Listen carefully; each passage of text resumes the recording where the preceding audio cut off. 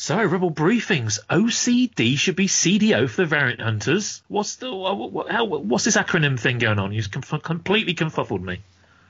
Well, I got contacted by Mark Baker, who sent me this PM and said, what we are doing is identifying every COO on each figure and identifying where they originated from and which factory they were made, and then we have studied every weapon variant and are matching the correct weapon by factory to the figure.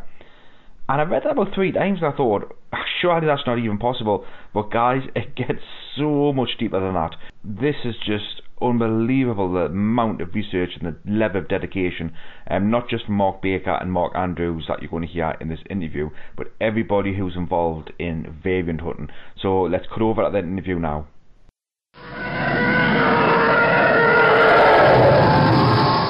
Well, I'm absolutely delighted to bring this interview, and I'm so glad that Mark Baker reached out to us to discuss this, because I'm going to find this an absolutely fascinating topic, and I'm sure many of our listeners are going to. I can see this one being an interview that others will come back to in a year or 2 years' time and go back and re-listen to it once I think the full depth of knowledge has sunk in. So I'm delighted to welcome both Mark Baker and Mark Andrews to the Vintage Rebellion. Welcome to both of you guys. Good evening, Rich. Evening. Right, well, we'll start with Mark Baker then. Mark, can you just give an overview of yourself so collectors can understand how you've been led down that pathway? I mean, many guys in the UK have met you, many guys have seen you around Echo Base, Echo Live and Jabba for this form of various other places, but, you know, for our American listeners and our European listeners, can you give an introduction to yourself and say where your passion lies? Yeah, sure. I'll try not to repeat what I said in the last interview, which was a couple of years ago, but I had a shop selling vintage toys way before eBay. This was when I was 21, so that was about early 90s. And one day a chap came in, he said, I want to sell my Star Wars collection. So we went to see him, and my God, it brought back some memories. He got them all there on his shelf, all with the weapons. And of course, the prices were nothing then. I think a yak face was about £20. Even then, it was sort of known to be fairly rare. So that started me down the line of collecting. Now, back then, variants were an orange Snake Yoda, a yellow and brown-haired Luke Skywalker, and repro weapons were lead metal, so you could easily tell them. So I happily collected those for a few years, and then started getting into Power of the Force 2, which was quite an exciting time. And then, as I continued to get the full run of vintage, I picked up a few Power of the Force 2 figures. And then, unfortunately, in 1999, I got married. And I think there's a quote somewhere that men have to put away their childish things when they become a man. And my wife said, well, you can sell these. These aren't going to our new house. So off they went. I sold my whole collection. I think I got £1,000 for a full run of 96, is it? And there it was all gone. Now, it's 7 years ago, about 2012. Started to get back into it again, and heavily into it ever since, basically. I love that quote there, Mark. when you grow up. That's brilliant, that. I haven't heard that before. There is a proper place, but I can't quite remember it. But yeah, it's something about putting away your childish things. And Mark Andrews, the same to you, because I think although you're online a lot, I can't say that we've met up at Echo Live anywhere like that. I think we've probably crossed paths there, but I don't think we've actually sat down and had a beer, which is sort of what it's all about, really, isn't it? But yeah, so I guess probably I could split it in two halves. I collected a lot in the 90s. I did my full run back then, and this was sort of weekends scampering around. I mean, I don't know if you can tell from the accent, but I grew up in Australia. And yeah, in fact, actually, one of your interviewees you had a few episodes ago, Blake, it was actually a shop in Brisbane, Australia, which was sort of one of my haunts back in the day, and we'd head down there on the weekends, and he had these big sort of display of all these vintage figures we'd pick through, and you know, they used to cost us about $10 each, and it had this sort of magical, you know, sort of box of all these weapons and that just underneath these counters, so we'd go through and pair up what we could. In terms of variants back then, just like Mark said, it was, you know, big head Han, small head Han. Luke had two different coloured hairs, and, you know, that's about it, really. But so I put my run together back then, and, you know, that included a vinyl Cape Jawa, and a blue snag. And I mean, that was pretty much it. I mean, I was collecting just in a bubble, really. I mean, there was no internet or anything like that. All of the sort of research and the information that's kind of come to light since then, which has been turbocharged, obviously, since Facebook's come along and the forums prior to that, that was lost on me. So really, it was just a case of putting together what we knew about, what we were told about from the shopkeepers at the time, and, you know, job done. The collection was complete as far as I was concerned, until the sort of second part of the journey, which is, you know, the Disney bug came along, and sort of my collection was still there. I didn't sell it off. I held on to it all these years, and I love the figures still, but, you know, I just didn't have any sort of, wasn't much more to do with them as far as I was concerned. And then, yeah, joined in some of the groups, and before you know it, it's like, well, hang on, what's this Lily Letty thing? What's this PPP thing? Oh no, POC, hang on, what's all this about? And that's when it sort of dawned on me that there was a whole aspect of collecting where I thought my collection was complete, in terms of Kenner it was. Suddenly I had this whole other sort of plethora of figures to choose from that I could then suddenly start digging into, and that's really where it snowballed from. And yeah, the rabbit hole and all the rest of it. Now, you've just led nicely into the next area I was going to go with, because we'll start off with loose variants first. Whose research did you discover first? Who came before you? And how or why did you want to develop further? So I'm guessing what you've done there by what you're saying is that you headed down the Letty route and you start to collect all those loose figures, but this probably head off other pathways as well. We really need to sort of state right from the start is that we are standing on the shoulder of giants, really. There is a group of people that came before us, and we almost feel cheeky. We're certainly not claiming this as our own work. We've just sort of got together a little clique of like-minded people who are interested in the minutiae of details. So really, we need to thank people like Wolf Lipinski and Stefan and all the people on SWF UK. All these people, we've stolen their work a bit like a detective, and we've taken a bit from there and a bit from there and a bit from Imperial Gunnery.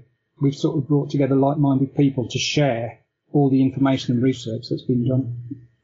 I mean, the way I see it is it's like a relay where you'll have someone in the race at that point with the baton, and then they sort of pass on to the next guy and then the next guy, and that's how the race is done. And you can look back through the old forums, and there's a whole bunch of people who do brilliant work.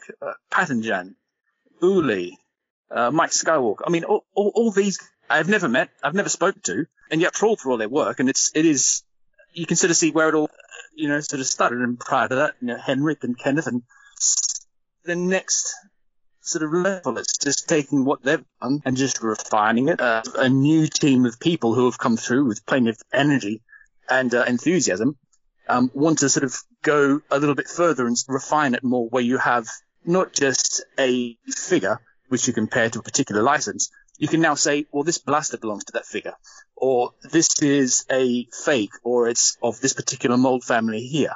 It's these things here that sort of pushing us along. So just to cut in there, when I was collecting, I was well aware of COOs or coups, if you want to call them that. And every time I got a new figure, I would look at the figure and to see if it had any physical differences or any paint differences or mold differences.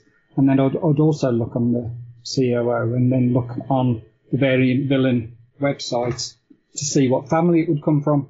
At the back of my mind, I was thinking, all these weapons and all these figures, it makes logical sense that if one factory had the mould with the family, then therefore there must be a weapon that is paired with that figure mould.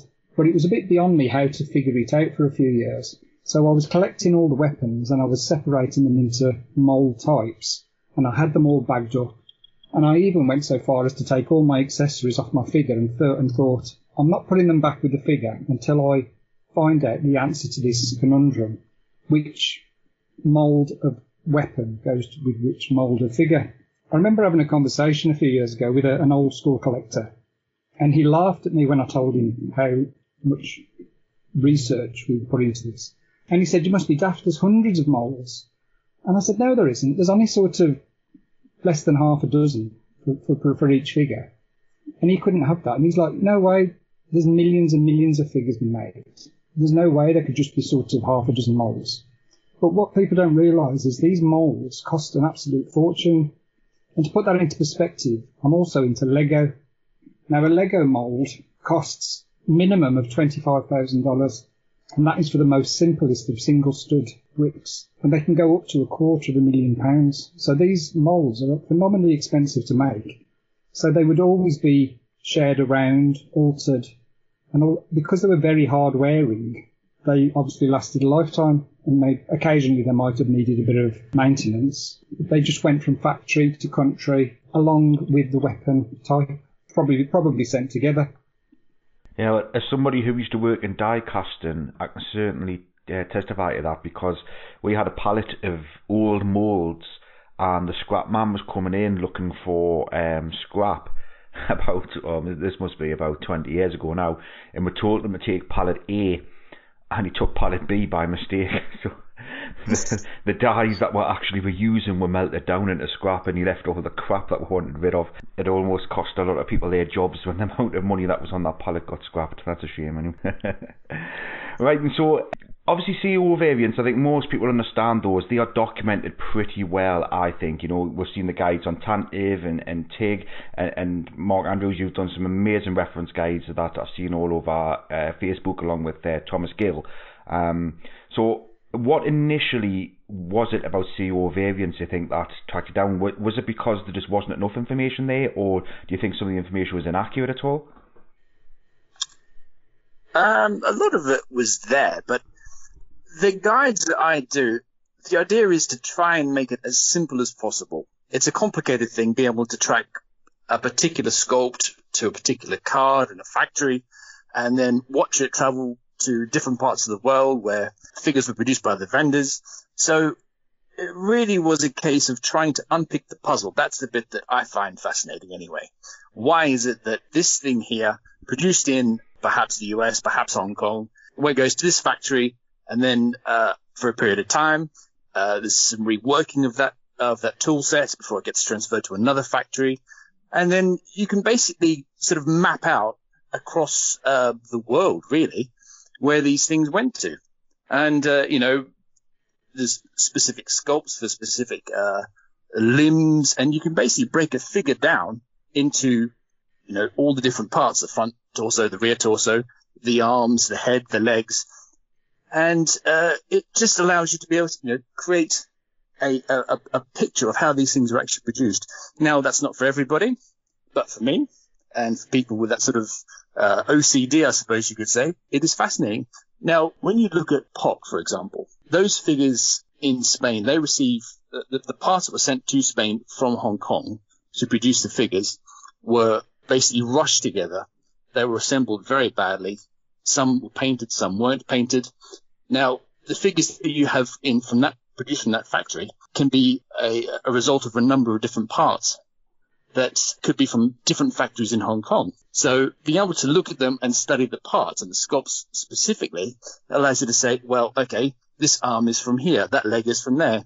And it's sort of like, as I say, I'm picking a puzzle. So if I'm reading that right, you could have, in theory, 5-6 times the amount of variance per figure than previously thought, because you could, well, actually far more than that. It'll be factorial to the number 5, because the amount of variations that you talked about is mind-blowing. Absolutely, it's infinite. And in the case of POC specifically, it's infinite, really. Some things were painted by Kenner, some things were painted in Spain. So it's a very, very complicated thing once you get to that particular license. Now, even Kenner itself, the Kenner figures themselves, nobody has spent a lot of time going through the sculpts of the Kenner figures because they're not as glamorous as the foreign licenses.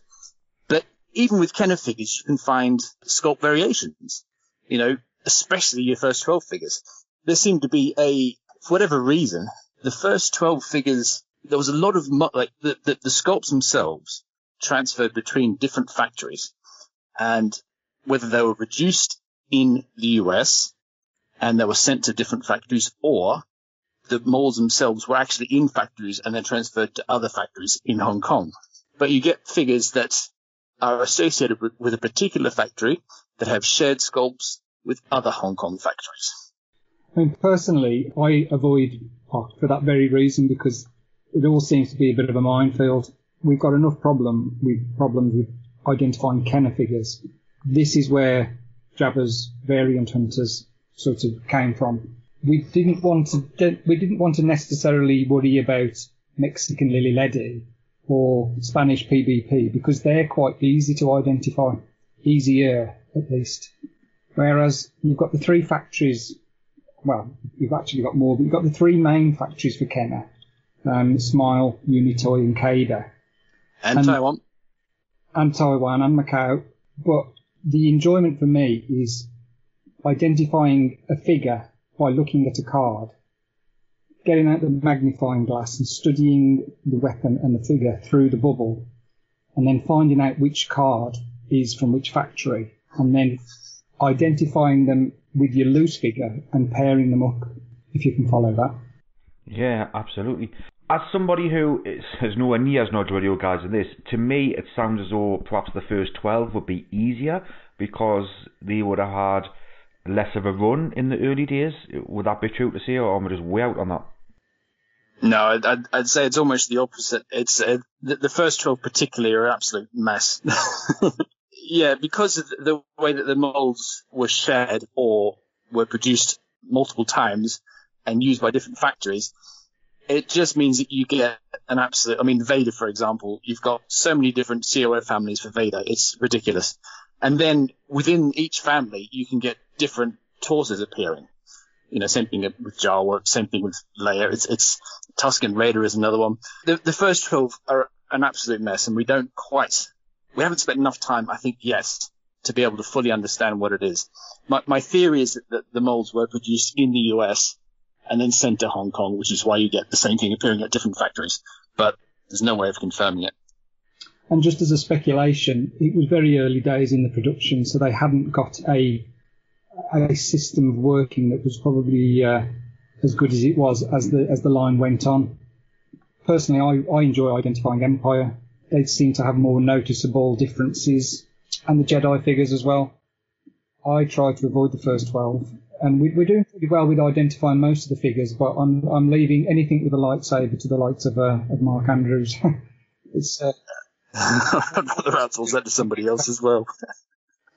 When you've just said identifying things there, Mark, on Empire figures because they're more noticeable, right? What do you mean by that? I mean, as you said before, you know, things like different size heads are blatantly obvious. But if I, for example, just pick the figure, I'm just going to pick Luke off the top of my head, okay? And I'm looking at his left arm or his right arm or whatever part you want to identify. What differences would you consider major that to me I probably wouldn't even be able to see at all? I don't think Luke Hoth is the most exciting of figures, but if you take somebody like Luke Bespin, now that is a great figure to have a focus on. There's very clear differences between the molds. There's a great old thread on, I think it was the SWF UK that Alex McGraw did, and he identified all the differences between the visual differences between all the figures, and he put down the families. So I've used that in the past. And then you're sitting there with your magnifying glass with all of your figures in front of you, and you can clearly say, well, that's a family one. I can use that information to know that that's a family one, and that's a family two, and that's a family three. And then you pick up your mint on card. It does help if you've got a few mint on cards, but you can also use eBay and past sales on Jabbas and Echo to look at the code on the back, on the bottom right of the card back. There's a code. So, you know, Smile would be HN, Unitoy would be HT. It's more difficult on the early first 12s because they didn't have codes, but there's been quite a lot of work done on the actual shape of the punch of the hanger tab, which you can identify and trace back to the factory. So we can also use the punch tab on the hanger. Mark Andrews, Mark Baker mentioned Empire there. I'm going to go the other way round for you. Is there any particular figure that's in either the Empire or the Jedi line that is just a nightmare for you to identify and work with, and it shouldn't be? Probably Chirper. I would say Chief Chirper is probably the one of the trickiest ones. It's a Kenner figure that was cheap and it's plentiful, so it doesn't have any real value to it. However, once you start digging into the different mold, there is a number of different mold families for Chirper. Why is that? We don't know. It just seems far more than what you would expect for such a sort of a basic figure. And yet there it is. And to sort of further complicate it, you do get a lot of mixed up parts. So yeah, that's probably the one that would come to mind. I've seen a lot online recently about people asking about Palitoy figures in particular. And if I'm reading this right from what you guys are saying, it's so confusing now that you couldn't actually say that is a Kenner figure on a Palitoy card because it's pieced up from different areas. Is that right? Not really. Obviously, Palitoy never produced figures, but the Hong Kong factories produced them for Palitoy. And PPP. But what I'm thinking of is, would they have had a contract with just one of those factories, for example, and that factory supplied all of the parts, or was it a case of they were pieced from whatever was available across the many factories? No, definitely single figures. They would have been shipped in boxes, unpacked, just because it would have been convenient and sort of cheap to ship a box of loose figures. They would have arrived at Palitoy and they would have popped them on cards as we've all seen in those wonderful videos and the pictures, and sent them out from there. Now the sort of the interesting part that we're finding, what has been noted for a number of years, is we're getting other figures sort of commonly found in the UK as well that you wouldn't necessarily expect. I mean, PPP Dengar and AT-AT Commander, for example, are fairly common to find here. Lando, those sort of ones. But there's been a history of Lily Letty figures turning up in the UK from time to time as well. I mean, I myself just found an Imperial Commander. I've found two of them, actually, probably within the last month in the UK. What's the Lily Letty Imperial Commander doing here? Bib Fortune is a sort of fairly notoriously noted for turning up in the UK, Lily Letty ones. So things like that is where it gets fascinating, to me at least anyway. What are they doing here? Most likely they came via Spain, but Spain did import figures from Lily Letty. But, it's just one of those things that we're sort of yet to find an answer for, if we ever can. I would imagine and speculate that a factory that packaged figures like Palitoy, they put their order in, they go, right, this figure's selling really well, we need these, we put their order in. Now, I can't imagine they would directly message the Smile factory, or they would directly message the Cada factory. They would just put in an order, and whoever had them in stock, or they would start a run of them, would send them. So Palitoy didn't care where they were coming from as long as the order was fulfilled. So they probably thousands and thousands and thousands. So you will get the majority of figures on a certain card back from a specific factory. But you might have got odds and sods from other factories just to fulfill the order. I do know that Kenner had a fairly large workforce based in Hong Kong. I think it was about 150 staff members just in Hong Kong, overseeing the operations across the different factories there. And it's quite likely that Palitoy would have been speaking to those guys, and those guys would have been shipping things out sort of based on what they could get their hands on, really. I mean, speaking to various friends that have looked into the licenses and the way things moved around, there's been a lot of suggestion that it was, at certain points, it was almost like figures were picked up off the black market. The supply was so short, they were just getting bits and pieces where they could just to fulfill demand. So this is where, odd things do appear in places such as Lily Letty figures from Mexico appearing in the UK, which on the face of it makes no sense, but there it is. So is there any evidence then of perhaps something put together by Palitoy that contains weapons that are clearly from a different mould, different factory, something that shouldn't be paired together just because they've just got the hands or whatever they could and just assembled them? I think there is a little bit of evidence of that, but I think generally when they put an order into a factory, they would get the weapon and the figure probably shipped at once. I don't think it wasn't very often that you'd get any sort of weapons and figures from different places. So there is a pattern to it. You can trace things, but then you get oddities like, what is it that Will Mellish is into? Imperial Commander. The Imperial Commander. He's come up with some oddities on that don't make sense, but they're specific to certain card backs. So they might be there on the 47, and then it might alter on the 65 back. We've got a lot of people on the Jabba's variant admin team who are solely focused on one figure, and the things that they come out with, it's quite incredible, because we're trying to do a scattershot approach of trying to do all of them, but people like John Mead and his Yoda focus, he sort of solely concentrates on that figure, so we can pick the brains of these people because they're experts in their field. Yeah, so it's a collective team effort here. Between how many collectors would you say are down this route? We've got 11 admin on Jabba's variant, and we've also got a little chat group where we share theories and study things. You know, we don't own this information, and we do want to sort of trickle it out, but at the same time, we're a little bit possessive and sensitive to what goes out, because we don't want to inflate the market saying this is a really rare figure and this is a really rare weapon, because we don't want people to take advantage of that and ruin that for the people who genuinely just are interested in it, like me and Mark, for instance. When it comes to misinformation, we've got to be very careful about what we actually put out there as well. The last thing you want is to sort of slap your name across a graphic and pop it up on a few different sites and have everyone sort of fall over themselves and say this is great and go out of their way to put it together as you've said, and then find out there's errors. So it is a case of putting ideas out there into the group and having all these sort of sharp eyes go over it and basically review it just to make sure that what we're actually saying stands up. This is where Wolf in our group, he's been doing it for longer than the rest of us, and he doesn't hold back. If something's wrong, slap over the wrist and, it's back to the old drawing board.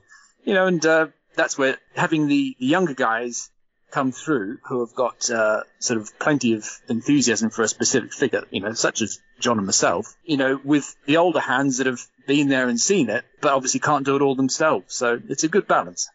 Yeah, it sounds good. Are you worried then, because you've touched on this area, are you worried that you're going to drive up the prices of pieces that not just you guys are desperately trying to acquire, but do you think you're possibly going to artificially inflate some part of the market? So just say, for example, all of a sudden, I don't know, bog standard figure like Lobot, right? All of a sudden there's a lot of guys wanting to hunt down like a certain Lobot figure. Are you worried about that impact on the hobby? I suppose something like a Red Bar R5 is what I'm thinking about in that one. I think in this country, smile figures seem to be particularly easy to get hold of, and Unitoy figures not so much, but they're easily found in America. So sometimes we have to search on the different websites. If you take something like the V5 Taiwan Blaster, that was pretty sort of niche information 5 years ago. And then it trickled out, and then all of a sudden everybody knows that the V5 Imperial Blaster is unique to the Taiwan Boba Fett. And then that now commands a bit of a premium on the price.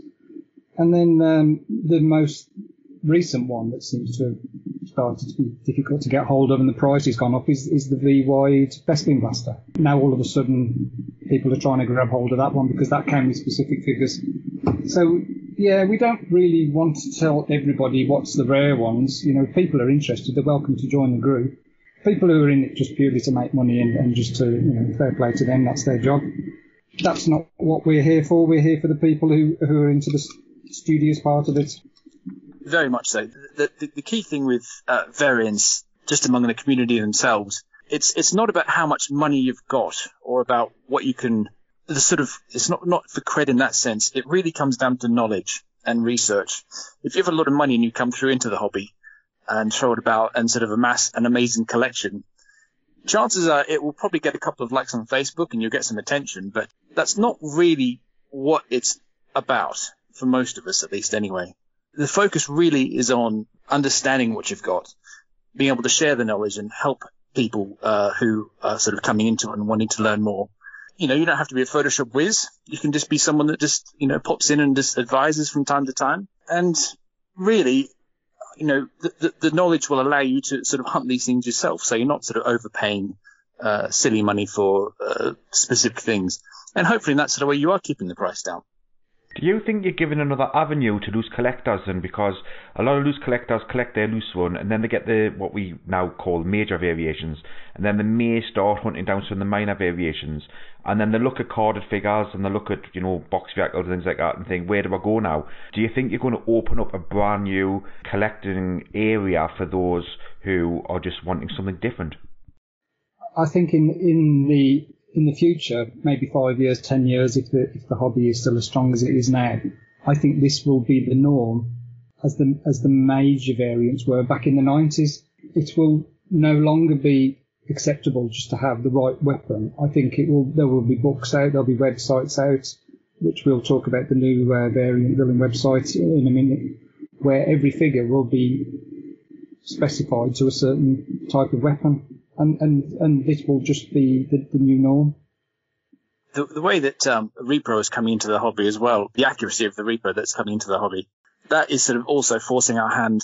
We're now at a point where reproduction accessories are, especially for expensive ones, becoming so accurate that you can't just look at them necessarily with the naked eye and go, that's repro. And especially in a photograph, some of the stuff you see on Facebook is impossible to tell. So the photos that they take. So you are getting to the point, and it's only going to get worse, where you have to look at this sort of stuff through a magnifying glass to be able to look for, specific tells that allow you to know that if this, sort of 50-pound accessory that you're about to buy, this tiny piece of plastic, is real or fake.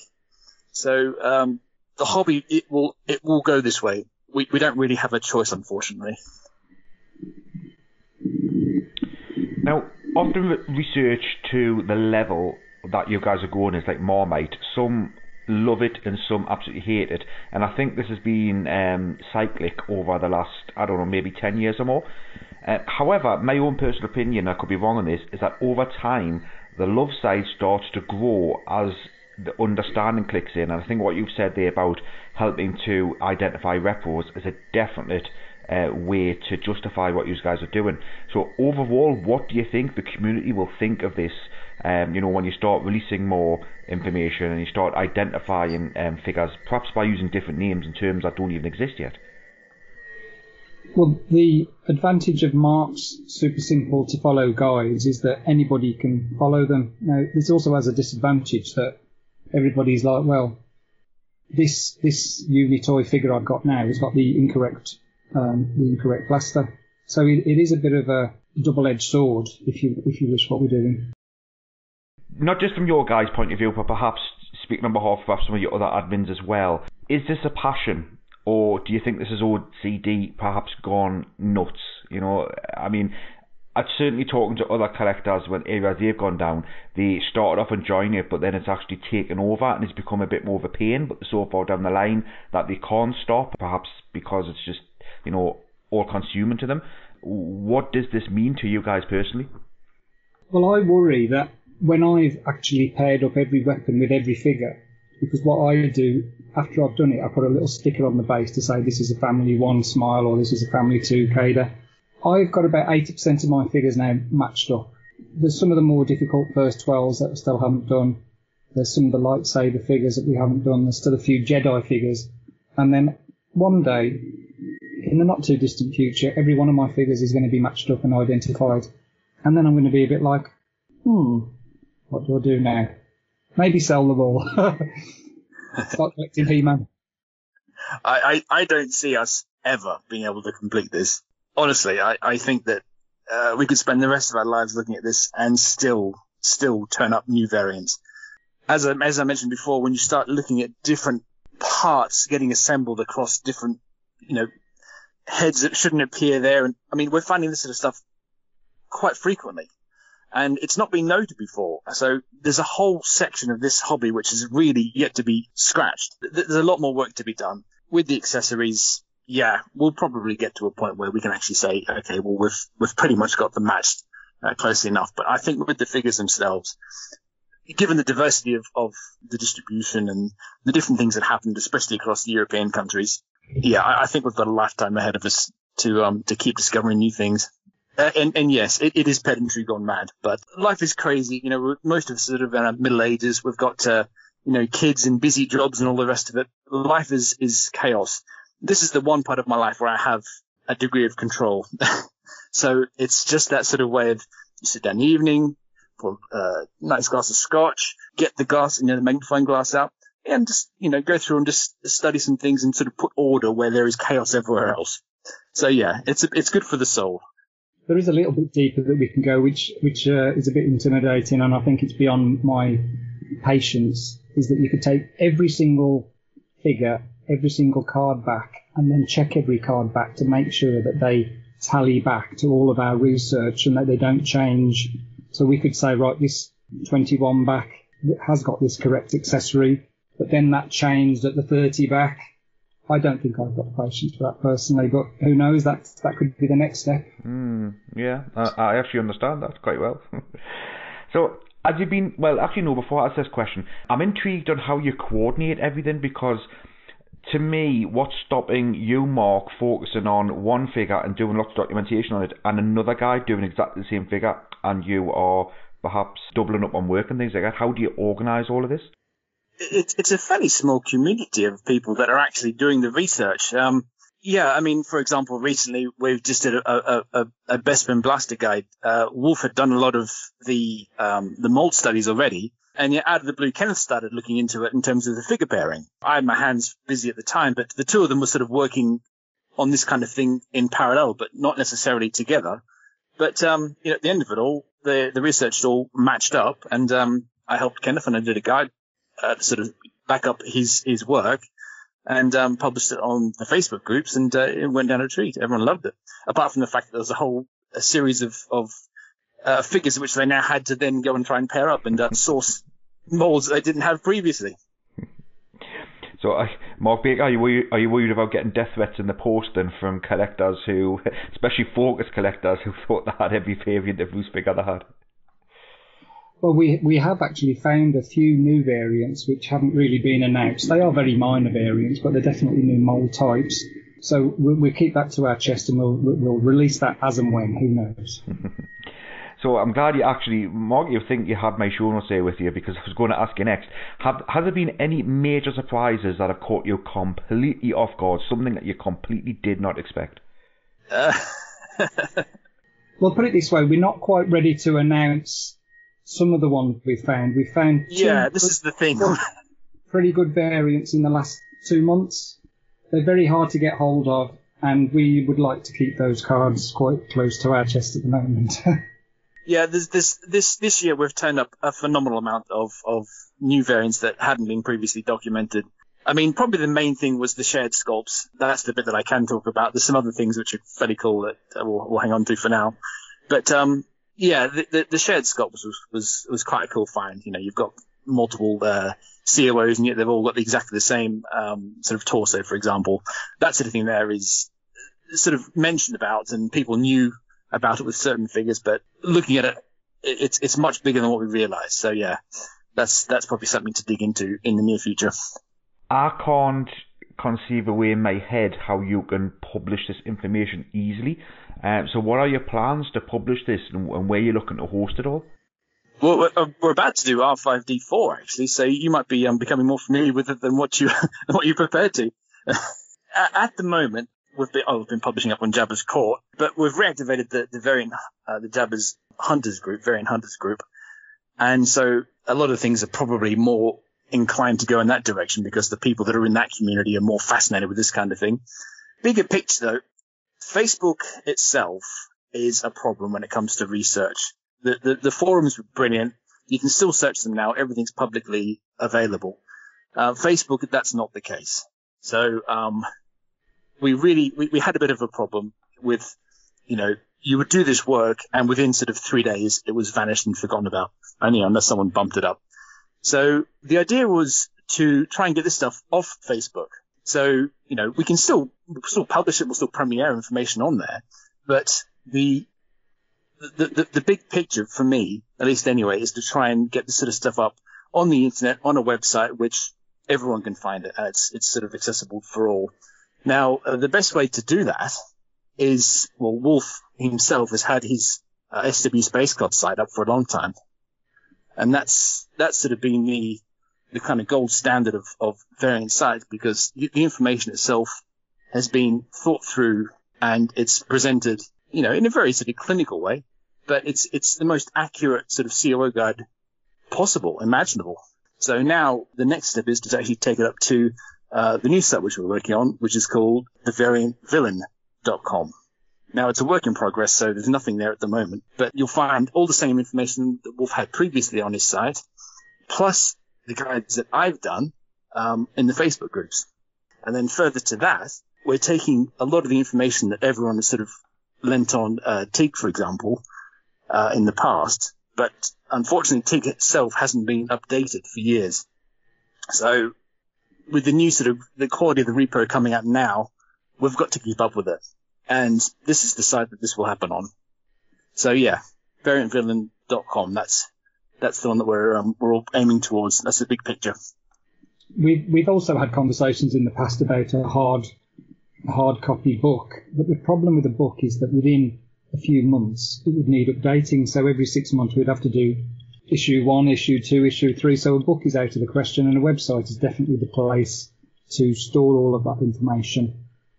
Further down the line, I would like to do a huge spreadsheet with a page for each figure, and I like quite creating spreadsheets when I've got the time, so that you can just scan across, see which figure it is, which mould it is, which factory it comes from, which weapon it goes with, and that might be something that we could do in the future as well. Now, speaking of the future, obviously, you've covered callbacks, you mentioned weapons, you mentioned figures, you mentioned parts of the figure. The logical thing to me that you're missing there is bubbles. Do you have any plans of having a look at bubbles and trying to, trace those back into the same level of depth? That's not my bag personally. I know that there's been quite a lot of work done on tri-logo bubbles, which I occasionally go and have a look at. Who knows? It's not for me personally. I mean, in terms of the figures themselves, it's really only relevant when it comes to, as Mark said, tri-logo, French tri-logo, trying to figure out where figures were distributed. But you can do that through the cards themselves. You don't really need to rely on the bubble for that sort of stuff. In terms of what we do anyway. So we know about it, but it's not something that we fixate on. I think also we've got enough information with the punch tabs, the hanger tabs. We could make something with that in the future. That's a fascinating piece of work, because the punch tab didn't stay the same. It was different for every card back release, but we have managed to identify pretty much the full range. We can pick up a card back, and due to the hard work of some people, not myself, we can look across and see which factory it comes from. So that is something we could look at more and more as time goes on. What do you think overall the reaction is going to be from the community when they listen to this interview and you start, populating the website at variantvillain.com and various other places? I think people will go, "You sad gits." I think they'll love it. We get asked this stuff all the time. I spend most of my evenings answering PMs, to do with this sort of stuff here. There's a lot of interesting variants at the moment. And, as I say, with the direction that Repro's going, it's just going to get worse in that regard as well. So to be able to sort of point people at a site like that, and just sort of say, look, just go there. It's all there. It's nice and easy to find, nice and easy. The layout have made it as simple as it can. That's sort of the end goal, to be able to just allow people to just go and learn, read it, research it, become smarter, all by themselves.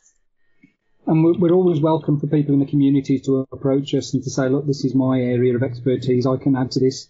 Going back to your earlier question, we don't ask other people. I'll come home from work, and if I've got an hour or two, I'll pick a figure up that hasn't been looked at, and I'll spend a few hours or a few days looking at it. And then when I put up my research on the chat group, somebody will say, I looked at this a year or two back and this is what I found. And then that really helps us further the knowledge. It's a community and group effort, but it's not for everybody. And we do have this little chat group where we discuss things before we release them, because, hey, we're not daft. We want to get our stuff in before we make it public knowledge. Well, I'm actually intrigued to see where it brings new collectors into the area, because the hobby has to be refreshed every now and again, otherwise it's going to get stale. And I think it's going to be interesting to see the impact that you guys and your research is going to have on the next generation who's ready to come through, or perhaps reinvigorate some of the collectors who have got quite a huge run. Like the guys who've got 500 Jabbas and 500 C3POs. That might reinvigorate them to get more involved in the hobby again. I think it's a great thing that you've done for the hobby, and I'm really excited to see the website go live. When do you think we're going to start to see anything like the website having information on it? Well, it's it's a work in progress. I mean, I was aiming for the end of this year, which would have been lovely, but the amount of detail that we've got to go into to really to give it justice. And obviously, we're looking at sort of something that will, in the long run replace TIG. This is not a light endeavor. It's going to take a long time. We'll be probably the first few months of next year. We'll see how we go, but it'll be updated for, as I say, the rest of our lives. We've got a huge amount, just to sort of keep on top of with new variants, let alone the stuff that's already known and out there. So yeah, I mean, a lot of the information that's currently on Rebel Scum and TIG, the guides that Steph's done, Top Toys, the pop guides that Wolf's done, that Kenneth's looked at.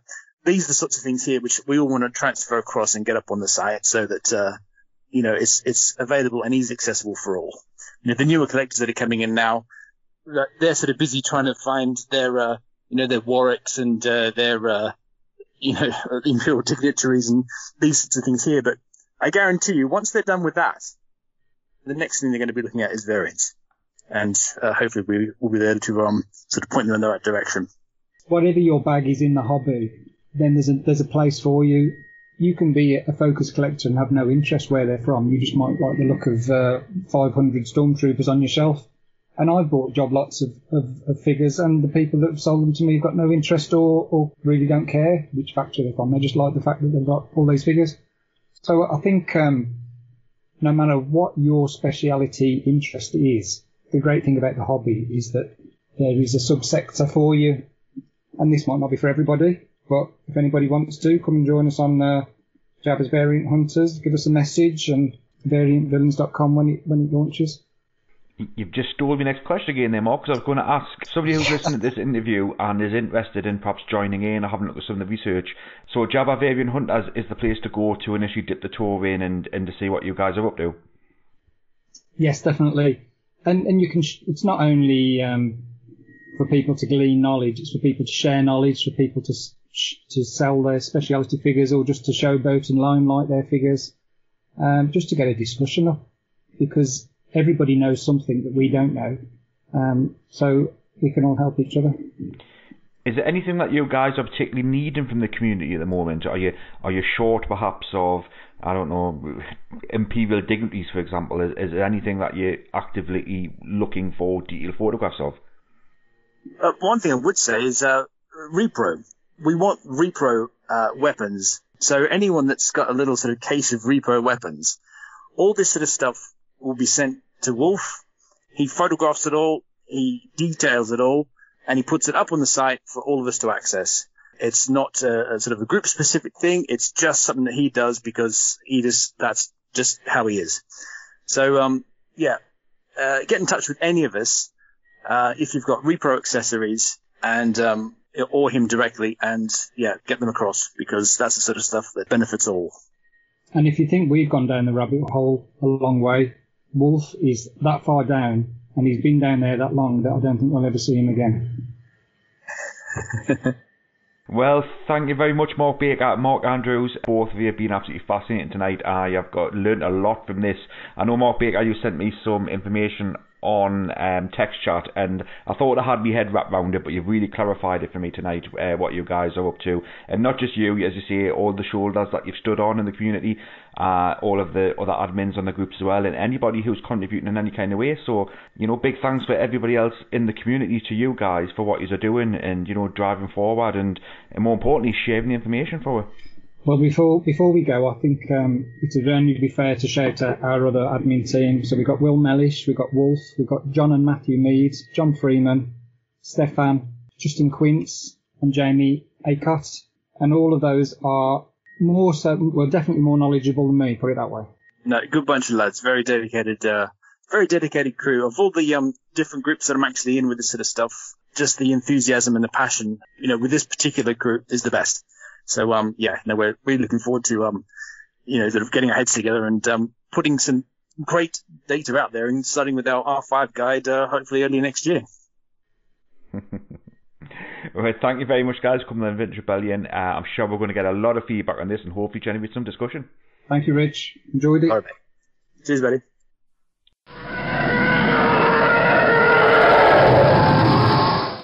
across that thread there, guys, just absolutely mind-blowing. The amount of variants now in theory are just virtually limitless. So good luck on tracking down all those loose action figures. Richard, what on earth was CDO then? OCD should be CDO. What's all that about? Is that a joke? Is that one of your jokes? Yeah, it is, yeah, because OCD is now an order.